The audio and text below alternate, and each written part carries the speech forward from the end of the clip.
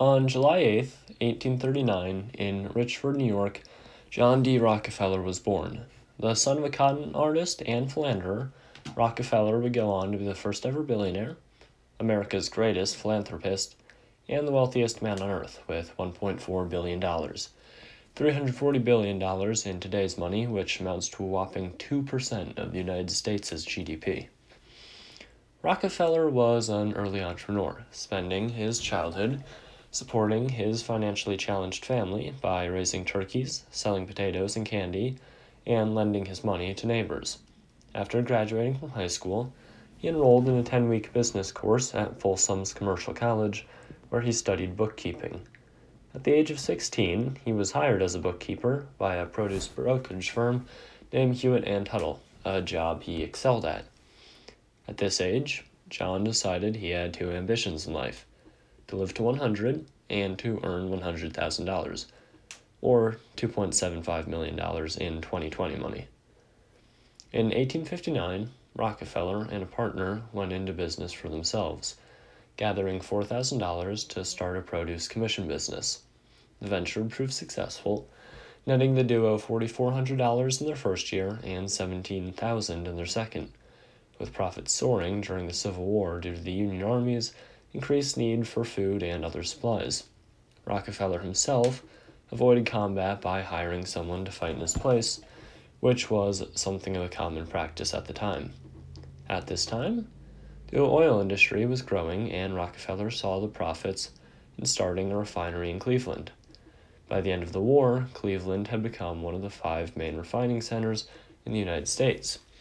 Rockefeller quickly grew his business to the most profitable refinery in the area and one of the largest oil and kerosene shippers in the nation. However, Rockefeller was still nowhere near done building his energy empire. Due to the inconsistency of the railroads his corporation relied on, he created the South Improvement Company to negotiate more efficiently.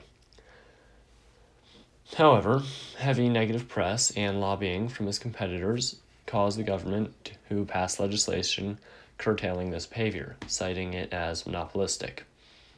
Undeterred by media scrutiny and government regulation, Rockefeller continued his shady business practices of purchasing the least efficient competing refiners, improving the efficiency of the operations, pressing for discounts on oil shipments, undercutting his competition, making secret deals, raising investment pools, and buying rivals out. In under 4 months, he had purchased 22 of the 26 oil refineries in Cleveland.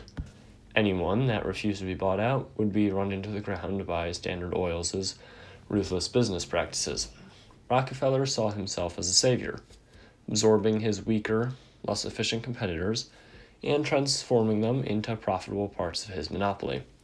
For, as underhanded as his tactics were, the oil price dropped 80% during the company's existence, and it went from a luxury reserved for the wealthy to a good enjoyed by the middle and lower classes.